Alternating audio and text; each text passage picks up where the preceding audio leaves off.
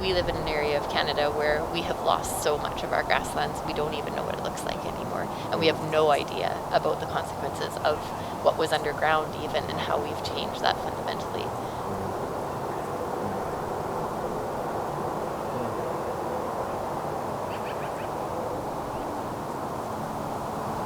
And that is through farming?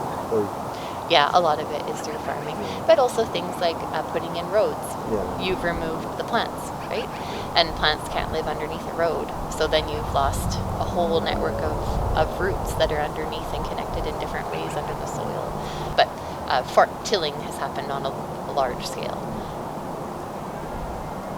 I was talking, there was a gentleman who helped us with a bumblebee research program.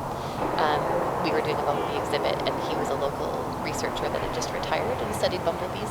And one of the things he had talked about that really struck me was that in the past, when fields were made, they, I think it's from the train. I don't know where it's from. There's something over there. That's funny. Oh yeah, there was. Talking and talking.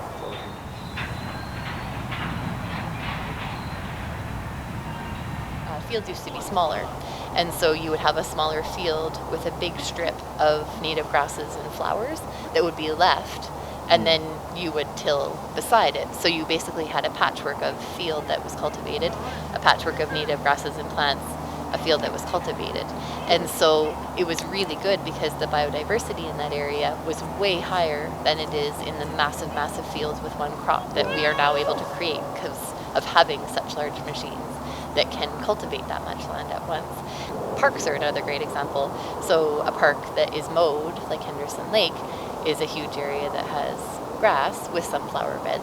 But the idea of putting in some strips instead of lawn that you have to mow and care for all the time, putting in some beds that have native wildflowers, or flowers at least maybe they're not native, but at least then pollinators can find food in that space as well, instead of having these massive expanses of mowed green grass that really is, grasses like that is, there's things that live in it, there's insects and things that live in it, but it is all one kind of grass. And like, people don't even use them that much. No, yeah, and they're really expensive to maintain, right? So, yeah, it's interesting when you think about how we see the world.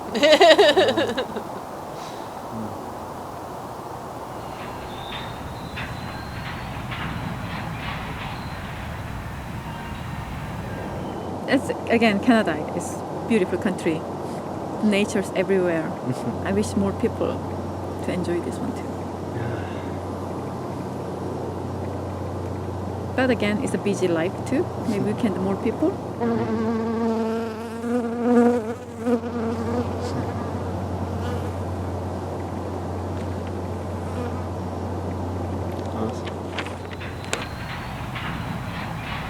In nature, we can find a lack of comparison. We stop comparing ourselves to others, and even ourselves, like our expectations of ourselves. Yeah. Right. We don't do that to nature. We don't expect.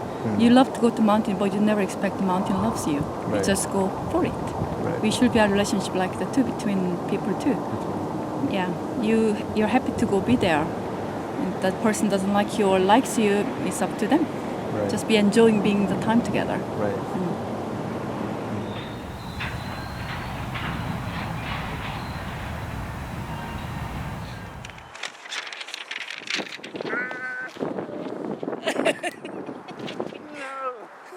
Run!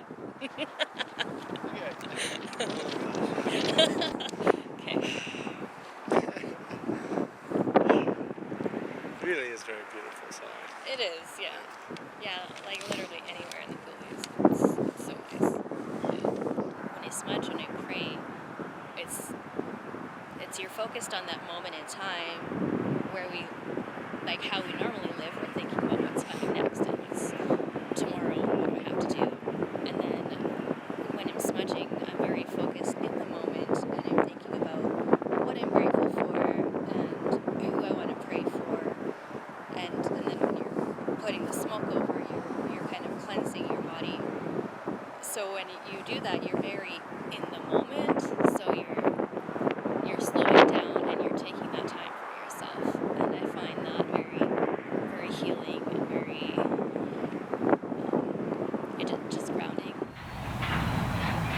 it sounds like grounding yourself and reconnecting with yourself and your body and your mind and your thoughts is a daily practice. Right. How does it affect you if you don't take time to do that for a day or two? Has that happened to you? Meditation is not just to put your mat down to a quiet place and then thinking about who you are. Meditation is a daily practice. So you go outside, you meet someone. That's for your noticing yourself too, to how you react is just noticing the moment. So that's the practice. It's like it doesn't have to be quiet place. It's the luxury when you're sitting in the quiet place every day. That's a very luxurious too. So real meditation is during your time, you're walking, just knowing yourself. Because our mind is like weather, are always changing it. Yeah. So you don't have to be connect each weather. So that's the practice for me, like daily practice. Doesn't have to be a place, doesn't have to be yourself. Just noticing your thoughts, the moment of your thoughts. I think we live in a world where adults are expected to be very busy all the time. And we don't spend time just sitting outside in particular, but we don't spend a lot of time sitting just by ourselves enjoying that quiet that comes from being by yourself alone somewhere. Also, I think adults don't give themselves permission to explore either. So we spend a lot of time being busy and occupying ourselves with things that keep us busy, but that we also don't spend that time not only sitting and listening to the world around us, but also actually going and looking carefully at something and being curious about it. As we get older, I think we lose some of that sense of wanting to explore the world around us, and some adults lose that curiosity about the things around them too. They're too busy thinking about other things in their lives, walking and thinking, and they're preoccupied even though they are outdoors. They're not actually engaging with the environment around them. And I love the idea that to spend time in nature and to stop comparing ourselves to others and our expectations of ourselves is a healing process. So actually yourself to nature is not doing anything to you, just by yourself. Yeah. It's so you are the tool. Right. Yeah.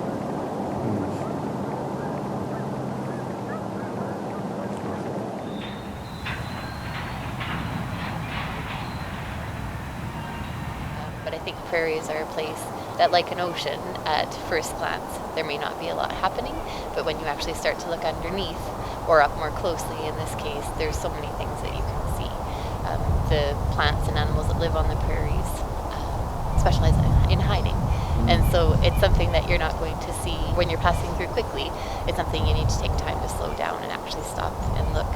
Personally, I feel like social media, especially, is very much, it's like passing through people's lives. Yes.